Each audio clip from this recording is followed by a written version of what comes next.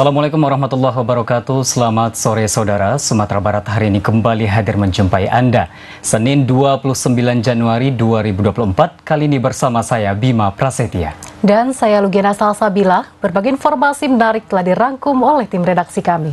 Saudara, Sumatera Barat hari ini juga dapat Anda saksikan di YouTube channel TVRI Sumatera Barat dan media sosial TVRI Sumatera Barat lainnya.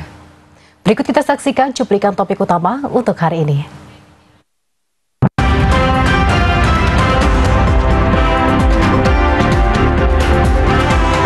Pohon tumbang menghambat akses jalan di Kecamatan Lubuk Begalung, Kota Padang.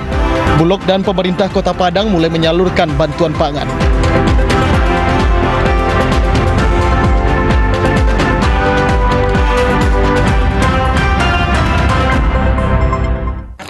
Kita ke informasi pertama, saudara. Akibat hujan disertai angin kencang, sebuah pohon tumbang menghambat akses jalan warga di Kelurahan Tanjung Saba, Kecamatan Lubuk Begalung, Kota Padang. Selain menghambat akses jalan, pohon tumbang juga merusak gapura perumahan dan aliran listrik dengan total kerugian lebih kurang 5 juta rupiah.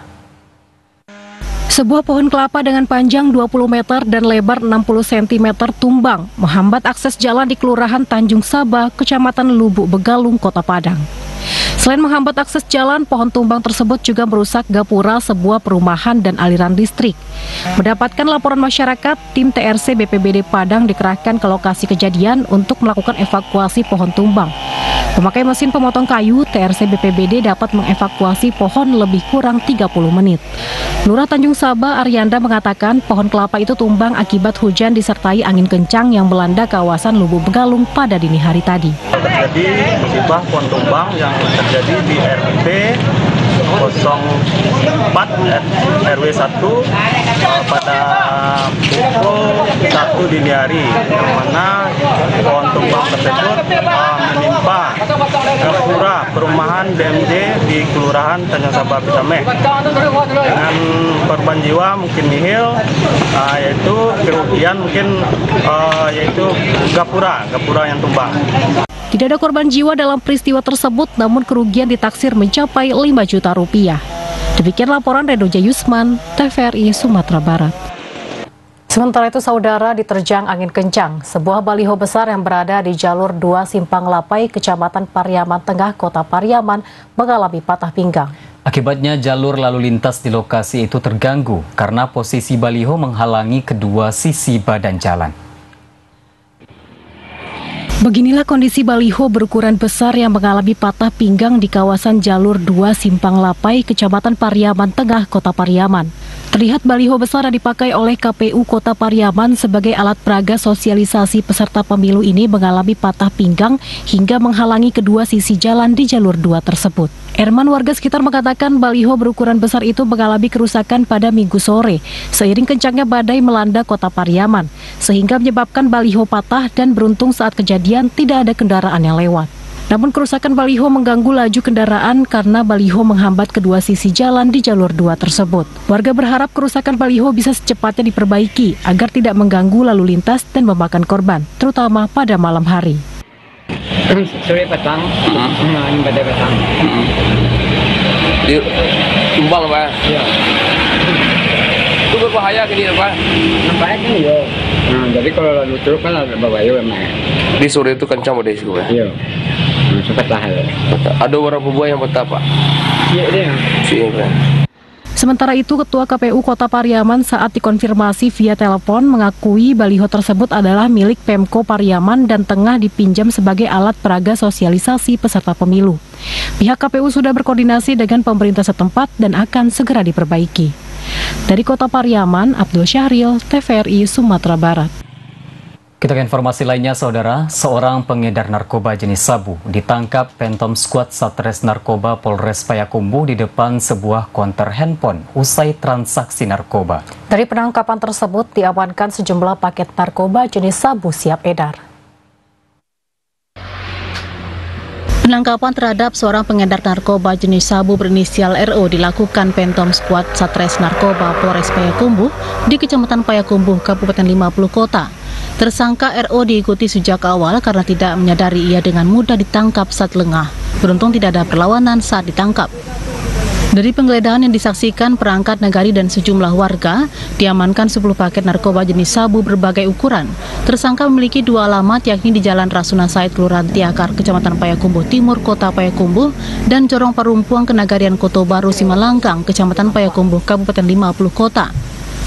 Penangkapan terhadap tersangka dilakukan setelah polisi mendapatkan informasi dan melakukan penyelidikan terhadap RO yang diketahui menjalankan bisnis narkoba di sejumlah tempat di Kabupaten 50 Kota yang masuk dalam wilayah hukum Polres Payakumbuh. Dari penyelidikan yang dilakukan, diketahui tersangka RO berada di Kecamatan Payakumbuh dan diduga membawa narkoba. Tersangka ditangkap di depan konter handphone di Corong Koto Baru, Kenagarian Koto Baru, Simalangkang, Kecamatan Payakumbuh, Kabupaten 50 Kota. Barang bukti narkoba disimpan tersangka di dalam plastik yang disimpan dalam jok sepeda motor yang dikendarai. Dari pengakuan kepada polisi, ia menyebutkan mendapatkan narkoba dari seorang pria bernama Adam dengan cara dibeli seharga 2 juta rupiah, namun belum dibayar tunai. Untuk pemeriksaan lebih lanjut, tersangka dan barang bukti telah diamankan di Mapores Payakumbuh, kawasan Labuh Basilang, Kecamatan Payakumbuh Barat. Demikian laporan Edward, TVRI Sumatera Barat. Saudara, tetaplah bersama Sumatera Barat hari ini. Usai jeda kami akan kembali dengan sejumlah informasi menarik lainnya, di antaranya. PLN UID Sumatera Barat siapkan listrik andal di 17.572 TPS. Informasi selengkapnya sesaat lagi.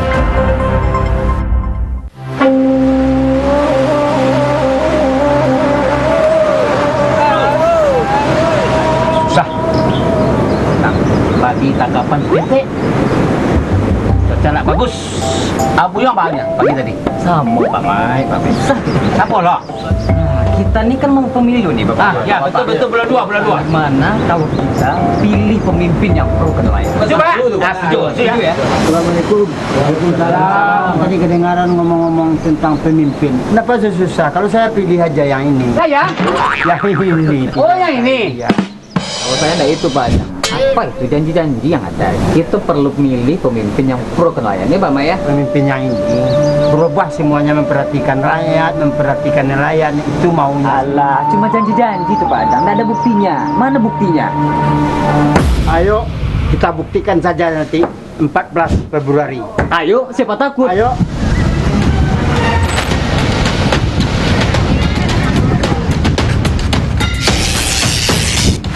Saya dulu Pak Mai.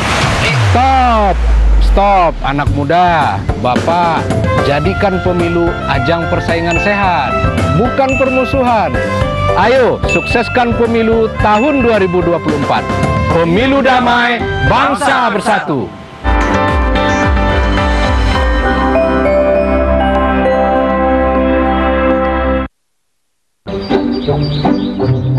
Jadi, Bapak Ibu sekalian, memang untuk penyaluran set-top box gratis wilayah ini, kamilah penanggung jawabnya. Benar, LPS lah yang berkomitmen menyediakan bantuan STB untuk rumah tangga miskin. Perkiraan jumlah rumah tangga miskin 6,7 juta. Ini sesuai PP 46 tahun 2021. Kominfo pun juga ikut dalam penyaluran STB. Pemerintah mempersiapkan sekitar 1 juta bantuan STB. Walah, jadi wilayah ini tanggung jawab TV swasta. Iya. Nah, jika Bapak Ibu ingin memantau info penyaluran STB, bisa lihat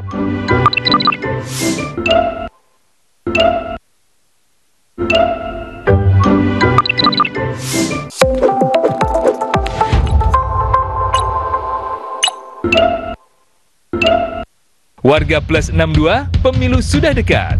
Sudah pada tahu apa saja tahapan dan jadwal penyelenggaraan pemilu 2024? Simak informasi berikut ini.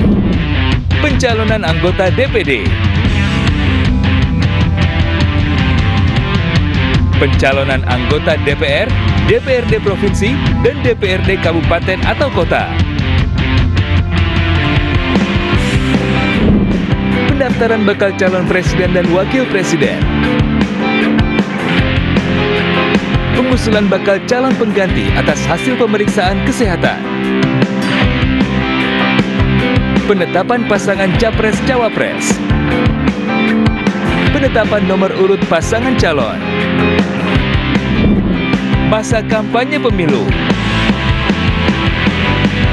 Masa tenang. Pemungutan suara. penghitungan suara, rekapitulasi hasil penghitungan suara, suara rakyat, suara pemilu.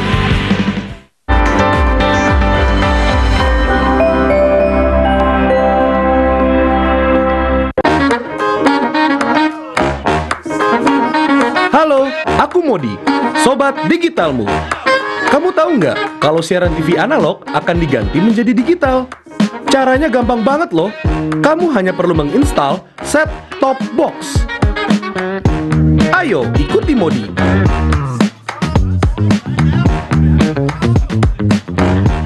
Siaran TV digital membuat gambar televisimu menjadi lebih bersih.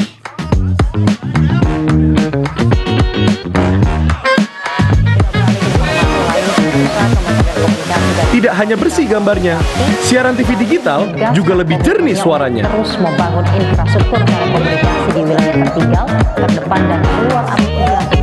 Selain membuat gambar lebih bersih dan suara lebih jernih, teknologi TV digital juga lebih canggih. Ayo, kita kembali ke lab. Ayo, segera bermigrasi ke siaran TV digital. Bersih gambarnya, jernih suaranya, canggih teknologinya.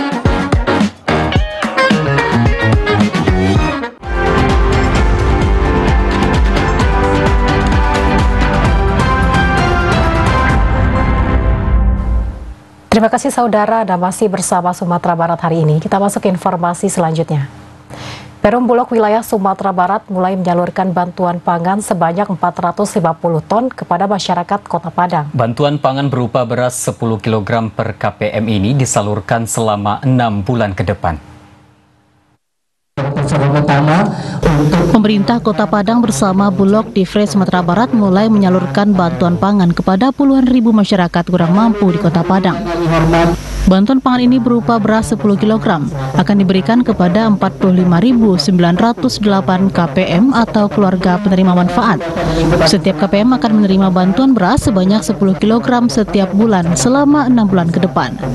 Kepala Bulog Divre Sumatera Barat Sri Muniati menjelaskan jumlah penerima manfaat di Kota Padang mencapai 45.908 keluarga penerima manfaat atau sebanyak 459.080 kg per bulan. Sementara untuk Sumatera Barat mencapai 393.913 KPM atau sebanyak 3.939.130 kg per bulannya. Bantuan pangan ini disalurkan hari ini hingga 6 Februari nanti dan disalurkan melalui kantor pos Padang ke masing-masing kelurahan di Kota Padang. 44.536 KPM dan sekarang menjadi 45.908 KPM atau sekitar 1.300 KPM atau penerima bantuan pangan. Di beras bantuan pangannya jenis apa yang kita berikan ke masyarakat? Sama seperti sebelumnya, yaitu dari beras ekspor yang untuk khusus masyarakat Padang dari Thailand 5%. Semua juga sama 5%. Dan ini adalah kualitas premium yang disalurkan. Namun karena untuk penanganan inflasi, maka disalurkan untuk cadangan pemerintah beras medium. Beras diharapkan bisa mencukupi kebutuhan pangan masyarakat Kota Padang yang membutuhkan sehingga tidak ada masyarakat yang tidak memiliki beras. Bantuan pangan cadangan beras pemerintah untuk tahun 2024 ini diharapkan bisa secara efektif turut menekan inflasi pangan khususnya harga beras. Selain Kota Padang, Perum Bulog Sumatera Barat juga tengah menyalurkan bantuan pangan beras cadangan ke sejumlah kabupaten kota di Sumatera Barat. Demikian laporan Tosaman Siregar, TVRI Sumatera Barat. Saudara Dirjen Perbendaharaan Sumatera Barat dan Kantor Pelayanan Perbendaharaan Negara Padang mendorong satuan kerja agar meningkatkan kualitas perencanaan dalam mengelola anggaran pendapatan dan belanja negara. Hal ini penting agar realisasi anggaran sesuai antara perencanaan dan pelaksanaan APBN yang telah ditetapkan oleh masing-masing satuan kerja. Realisasi anggaran pendapatan dan belanja negara di Kantor Pelayanan Perbendaharaan Negara Padang terus menunjukkan perkembangan positif. Tercatat realisasi APBN tahun 2023 wilayah KPPN Padang untuk belanja negara mencapai 98%, transfer ke daerah dengan realisasi 99%. Kepala DJPB Sumatera Barat Sukriyah mengatakan dari 263 satuan kerja dan 5 pemerintah daerah yang didampingi oleh KPPN Padang menunjukkan hasil capaian pelaksanaan APBN kategori baik. Capaian ini harus ditingkatkan melalui ketentuan PMK nomor 1041 tahun 2023 yang menekankan pada kuasa pengguna anggaran agar melakukan peningkatan kualitas perencanaan sehingga menekan risiko tidak tercapainya realisasi APBN. Sukriyah juga mendorong sejumlah satuan kerja yang masih berstatus kuning dan merah harus lebih fokus pada perencanaan yang matang sehingga sejalan antara perencanaan dan pelaksanaan APBN. Jadi memang intinya ya, kita apresiasi capaian semua satker kita di Sumatera Barat. Ini khususnya hari ini adalah 263 satker dengan 5 pemerintah daerah yang dikelola didampingi oleh KPPN Padang. Kita apresiasi capaiannya bagus, tetapi kami menekankan kepada seluruh satker bahwa kita tidak akan pernah puas dengan suatu capaian. Suatu capaian menjadi titik awal untuk menjadi lebih baik lagi. Dan ini untuk lebih baik di tahun 2024 kita punya pedoman PMK nomor 1041 tahun 2023 di mana di sana diterangkan, difokuskan 8 di antaranya kembali kepada perencanaan. Jadi peningkatan kualitas perencanaan ini harus menjadi concern semua KPA. Sementara itu, Kepala KPPN Padang Joko Supriyanto mengatakan sejumlah satuan kerja yang masih berstatus kuning dan merah telah melakukan realisasi pagu anggaran lebih dari 80%, sehingga dibutuhkan sedikit peningkatan kinerja sehingga dapat mencapai hasil hijau. Joko Supriyanto menilai kondisi ini terjadi akibat KPA menunda penyerapan anggaran sehingga berdampak terhadap rendahnya penyerapan anggaran hingga akhir tahun. Ya, intinya bola kita sudah sampaikan kepada para KPA. Ini tanggung jawab dari KPA dan dimulai dari kepemimpinan. Ketika ada komitmen dari pimpinan masing-masing satker, saya yakin dan percaya mereka akan lebih semangat lagi untuk mengolah anggaran dengan lebih baik lagi dan lebih cepat lagi. Yang merah dan kuning itu sebenarnya sedikit lagi. Saya sampaikan tadi sudah di atas 80 sebetulnya, tapi saya minta 95. Kumlaut gitulah ya, kumlaut. Jadi kita ingin memberikan yang terbaik bagi mereka dan mereka akan menghasilkan prestasi yang terbaik juga gitu. Bukan biasa. Dalam kesempatan ini KPPN Padang juga memberikan sejumlah penghargaan kepada satuan kerja yang berhasil melaksanakan dan mengelola APBN dengan baik. Salah satunya TVRI Sumatera Barat sebagai pemenang peringkat kedua implementasi kartu kredit pemerintah tahun 2023 dengan realisasi tertinggi pengguna KKP. Irwan Santoso, Joni Bakri, TVRI Sumatera Barat. PT PLN Unit Induk Distribusi Sumatera Barat memastikan 17.572 titik tempat pemungutan suara atau TPS di Sumatera Barat serta lokasi prioritas lainnya dapat dialirkan listrik. PLN UID Sumatera Barat juga menyiagakan 1.359 petugas serta peralatan pendukung seperti UPS dan genset untuk kesuksesan pemilu.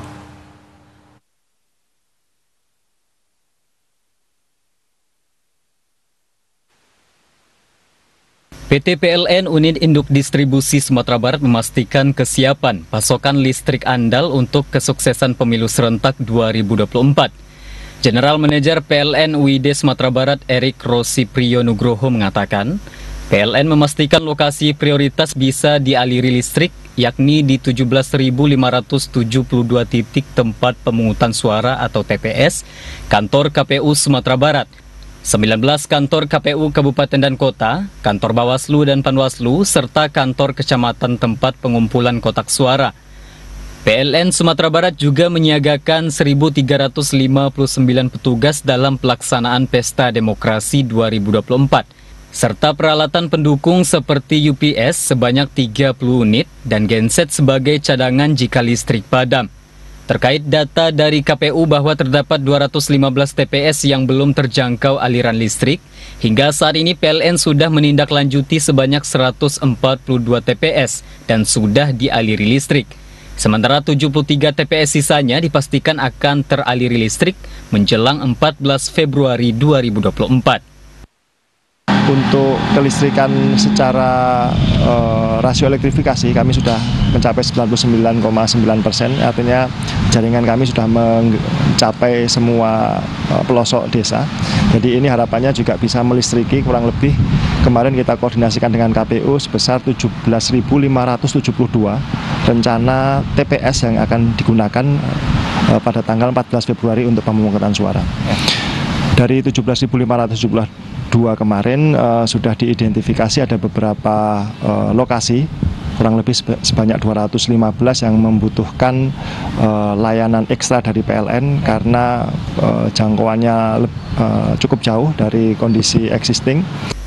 Di samping itu, PLN Unit Induk Distribusi Sumatera Barat juga membentuk 73 posko siaga pemilu yang terdiri dari 14 posko siaga di Unit Pelaksana Pelayanan Pelanggan Padang, 41 posko siaga di UP3 Bukit Tinggi, 12 posko siaga di UP3 Solo, dan 6 posko siaga di UP3 Payakumbuh. Termasuk Command Center PLN UID Sumatera Barat yang akan beroperasi 24 jam selama masa siaga, memastikan masyarakat dan petugas dapat melaksanakan pemilu serentak 2024 dengan lancar. Bima Prasetya, Nurul Kolbi, TVRI Sumatera Barat. Saudara, berikut kita ikuti informasi terkait tahapan pemilu serentak tahun 2024 yang terangkum dalam segmen Cerdas Memilih.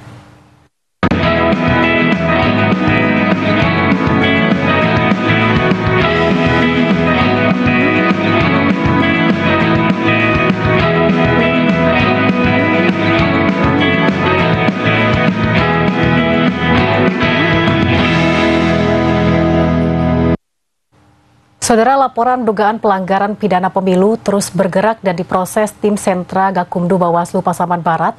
Tim sudah memeriksa saksi, ahli, dan menerima telepon seluler yang digunakan untuk merekam peristiwa dugaan pelanggaran serta memeriksa Bupati selaku terlapor. Proses penyelidikan dan pengumpulan bahan keterangan terkait laporan dugaan pelanggaran pidana pemilu dengan terlapor Bupati Pasaman Barat terus berkembang. Tim Sentra Gakumdu sudah memeriksa sejumlah pihak, ahli, dan pemeriksaan terlapor di rumah dinas karena 2 kali pemanggilan tidak bisa datang ke Bawaslu. Tim Gakumdu memiliki waktu beberapa hari lagi karena secara regulasi laporan tersebut harus diselesaikan maksimal dalam 14 hari kerja. Bahkan beberapa hari lalu, pelapor menyerahkan 1 unit telepon genggam yang digunakan untuk merekam. Komisioner Bawaslu Pasaman Barat Laurentius Simatupang menegaskan proses penyelidikan laporan tersebut terus berjalan, seperti penambahan jumlah saksi yang diperiksa, saksi ahli, pemeriksaan terlapor, dan 2 kali pemeriksaan terhadap lapor dan saksi perekam video. Tim akan bekerja maksimal sesuai dengan regulasi yang ada, sementara itu 3 laporan baru juga masuk dan sedang didalami Bawaslu Pasaman Barat. Pertama, dugaan intimidasi dilakukan oleh PJ Wali Nagari, dan yang kedua, laporan pengerusakan APK. Dari saksi-saksi juga sudah menginformasikan ketika kita undang, baik yang undangan pertama maupun undangan kedua, dikarenakan tidak bisa hadir langsung ke kantor Bawaslu karena kesibukan dan juga giat-giat yang akan dilaksanakan oleh beliau. Sementara itu, pelapor Tri Tegar Marunduri mengaku perkembangan penyelidikan laporan dinilai bergerak maju karena sudah ada pemeriksaan terlapor dan saksi. Ia berharap barang bukti yang diserahkan bisa membantu proses penyidikan. Hari ini kita diminta tadi oleh penyidik untuk menyerahkan barang bukti berupa handphone, telepon seluler yang digunakan untuk merekam kegiatan pada 10 Januari yang videonya viral tersebut. Ya, dari handphone yang kita serahkan pada hari ini. Pasca dilaporkan ke Bawaslu Pasaman Barat dengan dugaan mengkampanyekan anaknya calon anggota DPR RI di rumah dinas kepada camat, wali nagari, dan perangkat, Bupati Pasaman Barat selaku terlapor memberikan bantahan saat klarifikasi beberapa hari lalu. Ia mengaku pertemuan tersebut merupakan pertemuan biasa. Demikian laporan Andika Disaputra, TVRI Sumatera Barat. Saudara, Bawaslu Kota Pariaman menggelar sidang sengketa pemilu terhadap 1 partai politik dari Partai Gelora yang mengajukan sengketa pemilu ke Bawaslu terkait didiskualifikasinya partai tersebut oleh KPU Kota Pariaman. Sidang sengketa menghadirkan kedua belah pihak, yakni pemohon Partai Gelora dan termohon KPU Pariaman. Dari 4 partai politik peserta pemilu 2024 yang didiskualifikasi Komisi Pemilihan Umum Kota Pariaman, yakni Partai PSI, Partai Perindo, Partai Gelora, dan Partai PKN. 1 partai diantaranya melayangkan gugatan sengketa ke Bawaslu Pariaman. 1 partai yang melayangkan sengketa ke Bawaslu Pariaman yakni Partai Gelora. Sekretaris Bawaslu Kota Pariaman Yoga Tri Rizky mengatakan sengketa pemilu yang dilayangkan oleh Partai Gelora terkait didiskualifikasinya partai tersebut dari kepesertaan pemilu akibat tidak melaporkan dana awal kampanye atau LADK hingga batas akhir pelaporan. Oleh Bawaslu, sengketa yang diajukan partai politik ini sudah dilakukan mediasi, namun tidak tercapai kesepakatan antara kedua belah pihak, yakni pihak pemohon Partai Gelora dan termohon KPU Kota Pariaman, sehingga dilakukan sidang adjudikasi oleh Bawaslu Kota Pariaman. Sidang adjudikasi pertama sudah dilaksanakan Bawaslu Pariaman pada Jumat lalu, dengan mendengarkan tanggapan kedua belah pihak, yakni pemohon dan termohon. Sidang kedua pun dilanjutkan hari ini, Senin 29 Januari 2024, dengan pemeriksaan alat bukti. Hingga nantinya dilanjutkan dengan putusan akhir sidang adjudikasi yang akan disampaikan Bawaslu 2 hari ke depan. Untuk menentukan sengketa yang dilayangkan partai politik Gelora diterima atau ditolak Bawaslu Pariaman. Jika nantinya dalam sidang adjudikasi putusan Bawaslu mengabulkan sengketa yang dilayangkan Partai Gelora, pihak Bawaslu harus kembali memasukkan partai tersebut sebagai peserta pemilu dengan syarat yang harus dilengkapi pemohon. 24 Januari itu pukul 15.00 dari Parpol Gelora itu mengajukan sengketa ke Bawaslu terkait yang disampaikan tadi. Dari Bawaslu menerima laporan tersebut dan melakukan mediasi pada tanggal 25 Januari. Jadi pada saat mediasi tidak tercapai kesepakatan antara pihak pemohon dan termohon, yaitu KPU Kota Pariaman. Jadi dilanjutkan sidang adjudikasi pada tanggal 26 Januari hari Jumat. Dan hari ini di tanggal 29 Januari merupakan sidang kedua yang merupakan pemeriksaan alat bukti, tahapan pemeriksaan alat bukti yang akan disampaikan oleh pemohon dan termohon. Sementara itu, Ketua DPD Partai Gelora Syafriadi mengatakan alasan terlambat dalam menyampaikan laporan awal dana kampanye karena adanya kegiatan di luar daerah. Dan ia berharap gugatan yang dilayangkan lewat Bawaslu bisa dikabulkan, sehingga partainya bisa kembali dimasukkan sebagai peserta pemilu. Jika tidak, ini akan sangat merugikan partai dan peserta pemilu yang diusulkan. Sebagai Partai Gelora untuk membatalkan SK pembatalan dari kalau kata legislatif meminta anggota KPU untuk memasukkan kembali calon anggota dewan dari Partai Gelora Kota Pariaman. Sementara itu, Ketua KPU Pariaman Ali Yunan mengaku tetap pada pendiriannya dengan merujuk pada aturan yang berlaku karena partai politik sudah diberitahu sebelumnya. Demikian laporan Abdul Syaril, TVRI Sumatera Barat.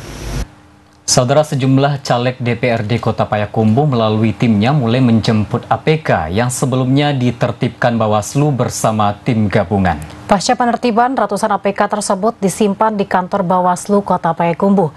Caleg ataupun partai politik bisa kembali mengambil APK maupun atribut partai yang jumlahnya mencapai ratusan. Pasca penertiban yang dilakukan Bawaslu dan tim gabungan terhadap APK yang melanggar aturan, tim kampanye calon anggota legislatif Kota Payakumbuh mulai menjemput APK dan atribut partai politik yang sebelumnya disimpan di kantor Bawaslu Kota Payakumbuh. Ratusan APK dan atribut partai politik tersebut ditertibkan Bawaslu dan tim gabungan karena melanggar aturan dalam pemasangan, baik yang dipasang di tiang listrik, pohon, maupun di zona hijau. Satu persatu APK maupun atribut partai politik diambil tim kampanye di antara ratusan APK. Menurut anggota Bawaslu, meski diperbolehkan untuk mengambil kembali APK yang telah ditertibkan, caleg maupun partai politik diingatkan untuk tidak lagi memasang APK tersebut di tempat yang tidak diizinkan. Dari pantauan di kantor Bawaslu 5 hari pasca penertiban dilakukan, belum banyak caleg maupun partai politik yang mengambil kembali APK yang kini berada di halaman kantor Bawaslu. Anggota Bawaslu Payakumbuh Widiawati menyebutkan bagi caleg ataupun partai politik yang ingin untuk mengambil kembali APK mereka bisa datang setiap waktu. Sudah ada beberapa partai yang mengambil APK yang kami tertibkan. Nah, silakan dipasang sesuai dengan zonasi yang telah kita sebutkan tadi, dan jangan dipasang di tempat yang dilanggar lagi harapannya. Ratusan APK berbagai ukuran yang ditertibkan Bawaslu bersama tim gabungan itu merupakan APK calon anggota legislatif Kota Payakumbuh Provinsi Sumatera Barat, DPR RI, DPD RI, dan APK calon presiden wakil presiden. Bawaslu berharap setelah APK itu dijemput oleh tim kampanye maupun partai politik, nantinya bisa dimanfaatkan sebaik mungkin dan tidak lagi melanggar aturan dalam pemasangan. Selain itu, Bawaslu juga terus mendorong partisipasi masyarakat untuk ikut dalam melakukan pengawasan setiap tahapan pemilu. Dari Kota Payakumbuh, demikian laporan Edward, TVRI Sumatera Barat. Saudara, penguatan kapasitas pengawas pemilu diperlukan sebagai langkah konkret dalam mengantisipasi dan menghadapi potensi kecurangan pemilu serentak pada 14 Februari 2024 nanti. Untuk itu pengawas pemilu terutama di tingkat ad hoc mulai dari panitia pengawas pemilu kecamatan, pengawas kelurahan desa, dan pengawas TPS dituntut mengetahui tugas dan fungsinya. Tim Pemeriksaan Daerah atau TPD Dewan Kehormatan Penyelenggara Pemilu Provinsi Sumatera Barat, Muhammad Taufik mengatakan potensi kecurangan pemilu bisa saja terjadi mengingat pertarungan politik saat ini yang cukup sengit, mulai dari pusat, provinsi hingga kabupaten kota. Menurutnya kecurangan pemilu kebanyakan terjadi pada level bawah atau di tingkat ad hoc. Untuk mengatasi hal tersebut, maka konsolidasi harus dilakukan dengan meningkatkan kapasitas pengawas pemilu ad hoc agar mereka benar-benar mengetahui tugas dan fungsinya. Hal ini perlu menjadi perhatian karena pelanggaran dan kecurangan pemilu tersebut berpotensi terjadi di ruang-ruang penyelenggara pemilu. Ia menyampaikan penyelenggara pemilu yang baik itu tidak hanya melaksanakan tugas secara formalitas saja, tetapi ketika mereka bertugas itu harus mempunyai mimpi untuk membangun Indonesia yang lebih baik melalui pemilu. Yang relatif singkat seperti ini kan yang pertama tentu konsolidasi yang harus dilakukan, peningkatan kapasitas, penjelasan kepada KPPS dan sebagainya atau pelaksana lapangan itu tentang tugas dan fungsinya. Kemudian di mana ruang-ruang yang punya potensi untuk terjadi pelanggaran dan penipuan dan manipulasi itu. Dan kemudian juga ditekankan persoalan bahwa dia hadir sebagai penyelenggara itu tidak hanya dalam makna melaksanakan tugas secara formalitas, tetapi memang petugas-petugas kita itu punya mimpi bahwa ketika dia melakukan pekerjaan itu secara maksimal, berarti dia sedang membangun Indonesia lebih baik. Itu kembalinya kepada kita semua. Selain penguatan kapasitas pengawas pemilu ad hoc, peran masyarakat agar mau berpartisipasi aktif dalam pengawasan tahapan pemilu juga harus menjadi perhatian Badan Pengawas Pemilu. Melalui pengawasan partisipatif, masyarakat ini akan mampu mencegah terjadinya potensi kecurangan-kecurangan pemilu, sehingga proses pemilu yang lebih transparan dan bermartabat pun dapat terwujud nantinya. Dari Kabupaten Pesisir Selatan, Jeffrey Bentarso, TVRI Sumatera Barat. Saudara, KPU Sumatera Barat menyiapkan 3 agenda akbar untuk meningkatkan partisipasi pemilih pada pemilu serentak tahun 2024. Di antaranya kegiatan senam massal, sepeda santai, dan doa bersama se-Sumatera Barat untuk kesuksesan pemilu serentak tahun 2024. KPU Provinsi Sumatera Barat terus memasifkan sosialisasi untuk meningkatkan partisipasi pemilih pemilu serentak 14 Februari 2024. KPU menargetkan 80% partisipasi pemilih di atas target nasional, yaitu 77,5%. Komisioner KPU Sumatera Barat Jones Manedi mengatakan, KPU menyiapkan 3 agenda akbar yang salah satu tujuannya untuk meningkatkan partisipasi pemilih, di antaranya senam massal, sepeda santai, dan doa bersama untuk kesuksesan pemilu serentak 2024. 2 dari 3 agenda tersebut juga dilakukan secara massal dan serentak di kabupaten dan kota, sehingga diharapkan partisipasi pemilih pada 14 Februari 2024 dapat mencapai target, terutama pemilih pemula yang merupakan pemilih dominan di Sumatera Barat sebesar 52%. Di samping itu, KPU juga mengharapkan peran semua pihak baik peserta pemilu, lembaga pendidikan, termasuk pemerintah daerah untuk memberikan pendidikan memilih kepada masyarakat, sehingga mau datang ke TPS menggunakan hak pilih pada pemilihan umum nanti. Kita sudah menyiapkan 3 agenda akbar. Pertama, kemarin di tanggal 28 kita melaksanakan senam massal dan itu dilaksanakan di GOR dan dihadiri hampir 2.000 orang lebih kalau melihat ya. Tapi kita tidak sempat semuanya absen kan. Tapi lebih 2.000 orang sudah hadir. Kemudian di tanggal 4 kita akan melaksanakan sepeda santai dari Padang menuju Pantai Gondoria dan melibatkan teman-teman komunitas sepeda dan juga melibatkan teman-teman masyarakat umum bagi yang mau bersepeda santai dengan bareng kita. Tanggal 4 kita undang untuk hadir di Katip, kita startnya di Katip sampai ke Gondoria. Kemudian di tanggal 8 kita akan laksanakan doa bersama di Masjid Raya menyambut Isra Mi'raj, kemudian juga menyambut pelaksanaan pemilu supaya lancar.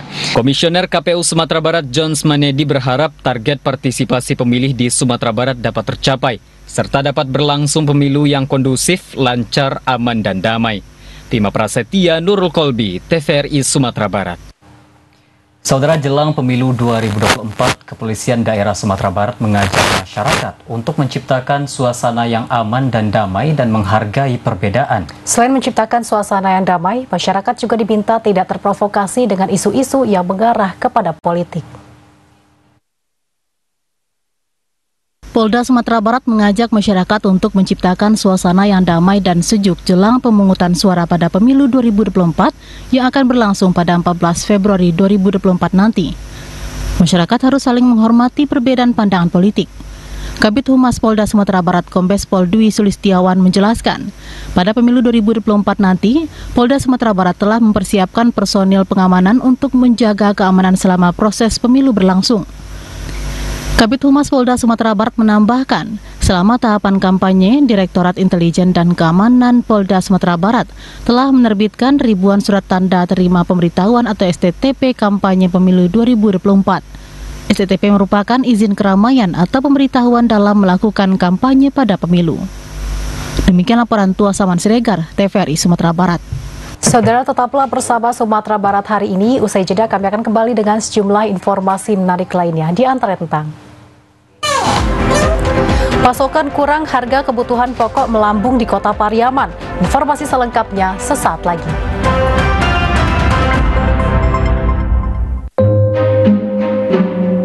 Anak si Mida, cucu Teh Roy, nampak kita sekali dah, Bu. Tinjan stinting dulu ya dah. Wih, sebenarnya santing kok. Iya, pada suka ambilan balik. Iyo, cok banat tuh. Pasunyo bulan pasang baru paing, kini lah paing lo balik. Iyo unik. Ambo ikhtiar memberikan yang terbaik. Posyandu dekat sini di mana? Sajak dari. Oh ya, makasih ya. Sehat yang kini mah. Ya banyak-banyak mana makan Yen. Apalagi kau sudah lama layan. Wih, gampang Yen. Bata diet lah diet. Insya Allah, anak ambo agia asi eksklusif 6 bulan. Benjamin ambo agia asi eksklusif juga main. Sampai kini, imunisasinya pun lengkap supaya anak sehat, cerdas kini hingga nanti. Betul sekali Ibu. Kondisi gagal tumbuh kembang pada anak atau yang dikatakan stunting itu karena anak tidak mendapatkan asupan gizi optimal selama 1000 hari pertama kehidupan dari janin sampai umur 2 tahun. Oh, anak kurang tinggi makasihnya tuh Pak. Pendek belum tentu stunting, tapi stunting pasti pendek. Nah, itu bisa ditandakan dari panjang atau tinggi badan anak berdasarkan umurnya. Nah, kondisi stunting ini mengakibatkan si anak nanti di masa depan itu akan mudah sakit dan terutama dia kurang cerdas. Mande, jangan sampai muda itu loh anak. Angka stunting kita masih tergolong tinggi. 1 dari 4 anak balita kita itu dalam kondisi stunting. Nah, itu jadi perhatian kita bersama. Kita harus memberikan perhatian lebih, terutama kepada ibu hamil dan juga anak bawah 2 tahun. Mbak cara mencegah stunting tuh Pak? Pertama,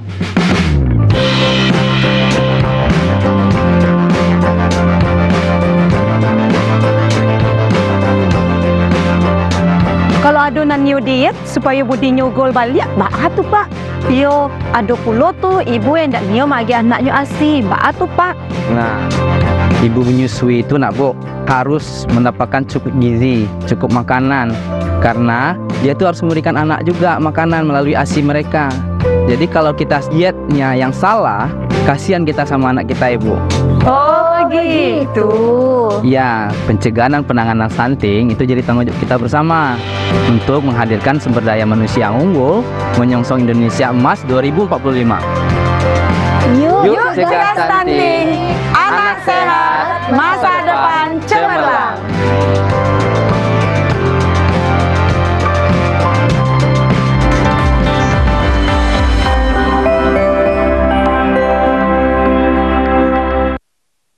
Warga Plus 62, pemilu sudah dekat. Sudah pada tahu apa saja tahapan dan jadwal penyelenggaraan pemilu 2024? Simak informasi berikut ini. Pencalonan anggota DPD. Pencalonan anggota DPR, DPRD Provinsi, dan DPRD Kabupaten atau Kota. pendaftaran bakal calon presiden dan wakil presiden, pengusulan bakal calon pengganti atas hasil pemeriksaan kesehatan,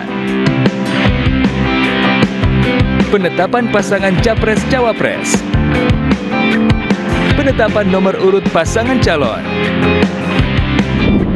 masa kampanye pemilu, masa tenang,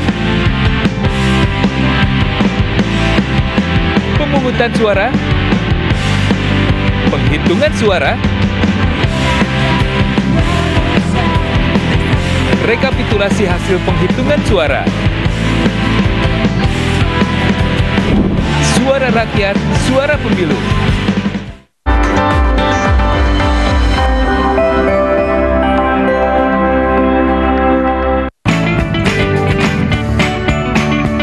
Gimana? Bersih dan jernih kan siarannya? Jangan khawatir, semua ini gratis.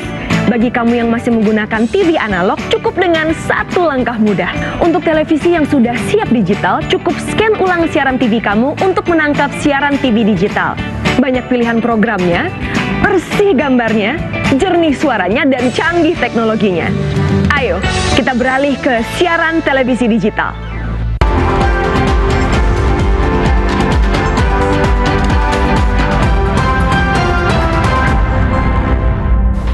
Terima kasih saudara, masih bersama kami di Sumatera Barat hari ini. Kita ke informasi selanjutnya.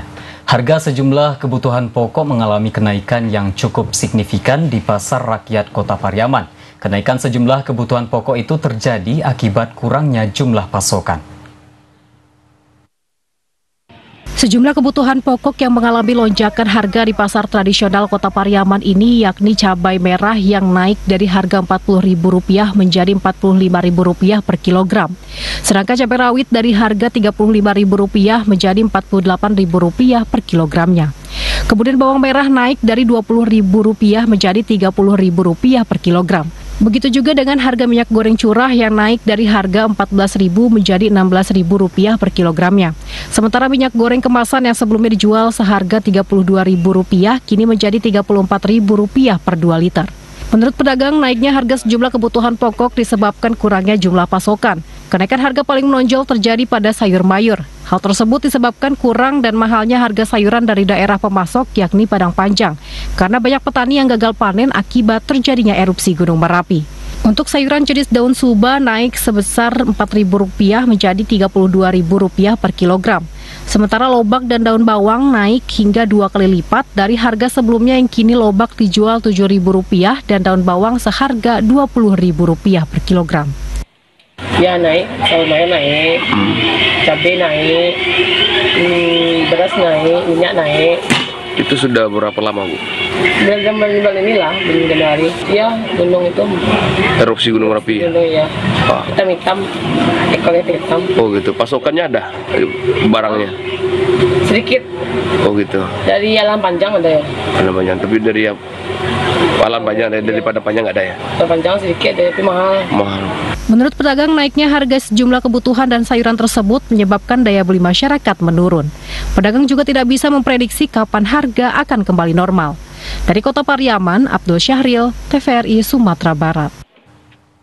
Saudara, harga jagung pipil untuk pakan ternak di Kabupaten Pasaman Barat terus mengalami kenaikan. Petani mengaku musim ini hasil panen mereka cukup baik dan harga berkisar Rp6.200 per kilogram. Petani berharap kedepannya bisa lebih mudah mendapatkan pupuk. Memasuki musim panen, petani jagung di Pasaman Barat mulai bernafas lega. Pasalnya harga jagung pipil saat ini mencapai Rp6.200 per kilonya. Sementara hasil panen cukup baik dan dinilai bisa memberikan keuntungan cukup besar. Sebagian besar petani di hamparan lahan kaum suku Caniago, Kampung Garuntang itu menanam jagung dan palawija. Sebagai komoditi utama, stabilitas harga dan kondisi cuaca menjadi hal yang sangat menentukan bagi petani setempat. Mereka berharap harga terus naik agar sebanding dengan biaya produksi dan perawatan. Petani mengaku musim ini mereka akan panen serentak. Kedepannya mereka berharap harga pupuk dan bibit bisa stabil karena saat turun tanam biasanya mereka kesulitan stok, bahkan harus dibeli dengan harga mahal. Salah seorang petani, Mariati, mengaku jagung menjadi komoditi andalan di Pasaman Barat. Saat musim panen, petani dihadapkan dengan cuaca panas dan itu dinilai baik untuk proses pembakaran dan pengeringan di lapangan. Tapi 6. 6 apa? 6,530. Ba kondisi kabun jagung ini hasilnya? Alai normal. Biasa era gue berapa? Biasa sampai ibunya sampai sanga. Apa kesulitan orang kebun jagungnya apa? Apa pupuk? Pupuk enggak sih, Pak? Pupuk kalian dah lepas pupuk dah enggak jadi jagung tadi duit dah. Kalau kondisi pupuk yang orang panen ini kok Pak dapat betul? Poska, urea. Pak dapat payah atau Pak? Payah. Petani jagung meminta pemerintah atau Dinas Pertanian bisa menyediakan pupuk dan bibit berkualitas agar mereka tidak tertipu oleh pedagang karena di beberapa titik hasil panen mereka tidak maksimal. Dari Kabupaten Pasaman Barat, Andika Disaputra, TVRI Sumatera Barat. Saudara, ratusan pengunjung kembali memadati destinasi wisata Panorama Baru di Kelurahan Puhun Pintu Kabun, Kecamatan Mandiangin, Koto Selayan, Kota Bukit Tinggi, yang sebelumnya sempat sepi karena tidak terkelola dengan baik. Salah satu destinasi wisata di Kota Bukit Tinggi, Taman Panorama Baru, terletak di Kelurahan Puhun Pintu Kabun, menarik kembali ratusan pengunjung setelah sempat sepi karena tidak adanya pengelola sehingga banyak ditumbuhi rerumputan, menyebabkan objek wisata menjadi semak belukar. Salah seorang pengelola, Febriandi, menyebutkan saat ini karena inisiatif pemuda setempat, objek wisata kembali dibersihkan dan dilakukan pengurusan baru, sehingga objek wisata bisa dibersihkan dan ditata seperti baru. Dengan dibukanya kembali objek wisata diharapkan bisa membantu ekonomi masyarakat sekitar. Pemuda juga menata dan menambah wahana tempat berfoto agar lebih menarik pengunjung untuk datang ke Panorama Baru. Ia menyebutkan saat ini jumlah pengunjung sudah mulai naik, sebelumnya hanya sekitar 10 orang, namun saat ini sudah mencapai ratusan orang. Bahkan di hari libur bisa mencapai 600 orang dari dalam maupun luar Kota Bukit Tinggi seperti daerah Riau. Untuk bisa mencapai lokasi objek wisata, pengunjung butuh waktu 15 menit dari pusat Kota Bukit Tinggi.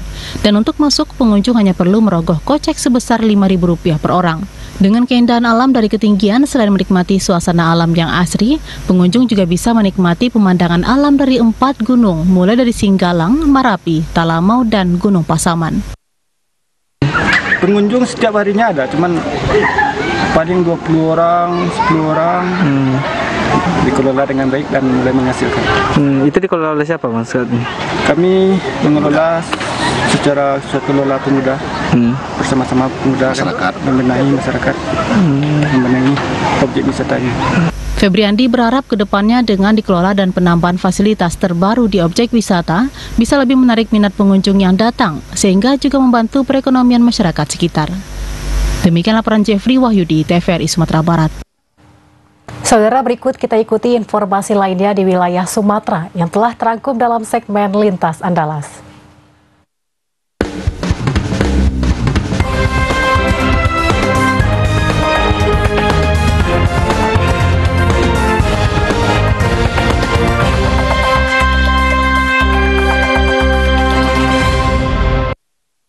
Dua 20 rumah di Kabupaten Gayo ludes dilalap si jago merah.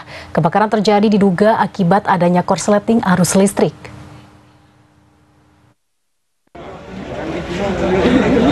Puluhan rumah di Gayo Lues pada Sabtu dini hari hangus terbakar. Kebakaran tersebut terjadi di pemukiman warga serta di kawasan perdagangan Centong Atas, Kampung Kota Belang Kejeren, Kecamatan Belang Kejeren, Kabupaten Gayo Lues. Kebakaran tersebut terjadi sekitar pukul 04 waktu Indonesia Barat. Tidak ada korban jiwa dalam kejadian tersebut, namun kerugian diperkirakan hingga lebih 1 miliar rupiah. Pihak BPBD Gayo Lues terus melakukan pendataan. Untuk melakukan proses pemadaman, pihak BPBD Gayo Lues mengerahkan 6 mobil damkar untuk memadamkan api. Sulitnya pemadaman akibat angin di tempat tersebut sangat kencang mengakibatkan pemadaman api sulit dilakukan. BPBD Kabupaten Gayo Lues belum bisa memastikan penyebab kebakaran tersebut dan masih dalam penyelidikan pihak terkait. Warga dan pihak BPBD membersihkan dan mengumpulkan barang-barang warga yang masih bisa diselamatkan. Dari Aceh Tenggara, demikian laporan Abdul Aziz, TVRI Aceh melaporkan. Saudara, tahun 2023 lalu 12 kelurahan di Kepahiang tidak memanfaatkan anggaran yang diberikan. Untuk itu di tahun 2024 ini, pemerintah Kabupaten Kepahiang akan memberikan pendampingan terkait pemanfaatan dana. Setiap kelurahan dianggarkan 200 juta rupiah oleh pemerintah kabupaten. Untuk total anggaran 2,4 miliar rupiah yang akan diberikan ke setiap kelurahan. Namun pada tahun 2023, 12 kelurahan yang ada di Kabupaten Kepahyang tidak satu pun memanfaatkan anggaran yang telah diberikan. Terkait hal tersebut, di tahun 2024 ini, bidang pemerintah Kabupaten Kepahyang akan melakukan pendampingan secara langsung kepada kelurahan dalam pemanfaatan anggaran tersebut. Ferry Susanto selaku Kabag Pemerintahan Pemkab Kepahyang mengatakan keterbatasan SDM menjadi kendala utama pihak kelurahan dalam memanfaatkan anggaran dana kelurahan tahun 2023 lalu. Sama sekali sampai kemarin tidak ada yang mencairkan. Padahal proses progres itu sudah berjalan, cuman entah pada saat pencairan mereka sudah tayang di RUP, sudah menayangkan untuk pelaksanaan pengadilan. Tapi pada finalisasi akhir itu tidak ada yang mencairkan. Berarti bakal jadi silpa untuk anggaran tersebut. Nah, kalau masalah silpa kan saya juga tidak tahu secara teknisnya seperti itu. Nah, kemungkinan kalau memang silpa berarti bisa diserap di tahun 2004 pada prinsipnya kan, kalau tahun seperti itu. Ya, mudah-mudahan memang tetap seperti itu bisa dicairkan di 2024. Pendampingan yang akan dilakukan untuk membantu pihak kelurahan dalam merealisasikan anggaran kelurahan yang dikucurkan sebesar 200 juta rupiah agar terserap secara maksimal. Demikian Tim Liputan TVRI Bengkulu melaporkan. Saudara, berkomunikasi dan berinteraksi antar manusia saat ini semakin dimudahkan dengan adanya teknologi canggih. Komunikasi yang digunakan juga beragam, baik dengan menggunakan komunikasi interpersonal maupun dengan menggunakan komunikasi massa melalui media fotografi. Fotografi saat ini tidak hanya diminati oleh kalangan tertentu di Aceh. Terdapat beberapa komunitas fotografi yang mana sejumlah peminat fotografi berkumpul untuk menyalurkan hobi setiap anggotanya. Melalui komunitas ini, setiap anggota saling berinteraksi dengan anggota lainnya yang memiliki kegemaran serupa. Salah seorang ketua komunitas fotografi di Aceh, Ashraf, mengatakan, keberadaan komunitas fotografi memiliki dampak positif. Tidak hanya sebagai wadah dalam menyalurkan hobi, namun mereka berperan dalam mempromosikan budaya, adat istiadat maupun wisata yang ada di Aceh, sehingga dapat dikenal hingga ke mancanegara. Menurutnya, untuk menggeluti dunia fotografi tidak harus mempunyai kemampuan di bidang tersebut, namun bisa bergabung ke komunitas-komunitas yang ada dan nantinya akan diberikan berbagai pelatihan untuk mengembangkan kemampuan di bidang fotografi.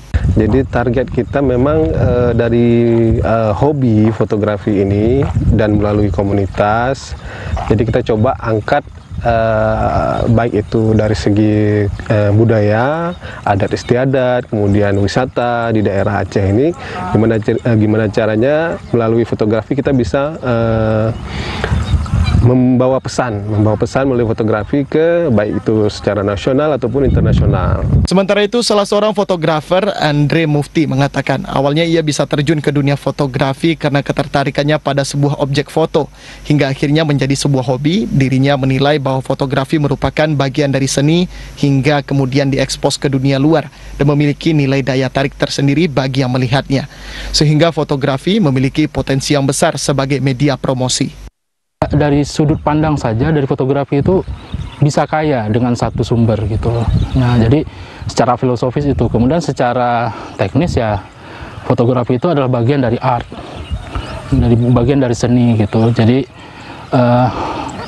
cara kita menggambarkan di sekeliling kita segala macam momen, segala macam peristiwa, tempat-tempat yang unik, sehingga hal tersebut kita expose keluar, menjadi informasi untuk kita yang saat ini dan orang yang akan datang gitu. Fotografi memiliki fungsi merekam peristiwa yang aktual, dapat dipercaya dan dapat membentuk sebuah citra di dalamnya. Sehingga fotografi dapat berfungsi sebagai alat komunikasi berbasis visual yang dapat digunakan sebagai bahan publisitas sebuah informasi atau membangun komunikasi yang bermanfaat. Diharapkan dunia fotografi dapat terus berkembang dalam memberikan berbagai informasi positif kepada masyarakat. Tim Liputan TVRI melaporkan. Saudara, untuk menikmati kelezatan dan nikmatnya rasa buah durian, berkunjung langsung ke kebunnya adalah salah satu cara agar dapat mendapatkan langsung kepuasan dari buah durian. Selain harganya lebih murah, pengunjung juga didapatkan bisa mencicipi semua rasa yang disajikan dari berbagai jenis buah dari kebun durian yang ada di Belitung Timur. Pada musim penghujan saat ini, buah durian mulai membanjiri seluruh daerah di Pulau Belitung. Kelezatan dan keunikan rasa yang dihasilkan dari buah durian selalu membuat penasaran para penikmatnya, yang seakan tak pernah puas serta memberikan rasa penasaran bagi pecinta buah ini. Untuk menikmati kelezatan dan nikmatnya rasa buah durian, berkunjung langsung ke kebunnya adalah salah satu cara agar dapat mendapatkan langsung kepuasan dari buah durian ini. Salah seorang penikmat durian, Haryoso, mengatakan, dengan berkunjung langsung ke kebun durian, dirinya dapat merasakan langsung sensasi rasa dari durian ini. Kebun seluruh buahnya itu tidak ada bijinya, kupit tadi. Keduanya durian tembaga dan satu lagi durian jantung juga. Semuanya ada 3 macam jenis durian itu yang ada kita bisa nikmati. Enak makannya. Rasanya gimana, Pak? Rasanya waduh luar biasa. Ada yang rasanya pahit-pahit, manis. Ada yang rasanya manis bener, legit-legit gitu. Aduh, pokoknya menggiurkan bener kalau datang ke sini.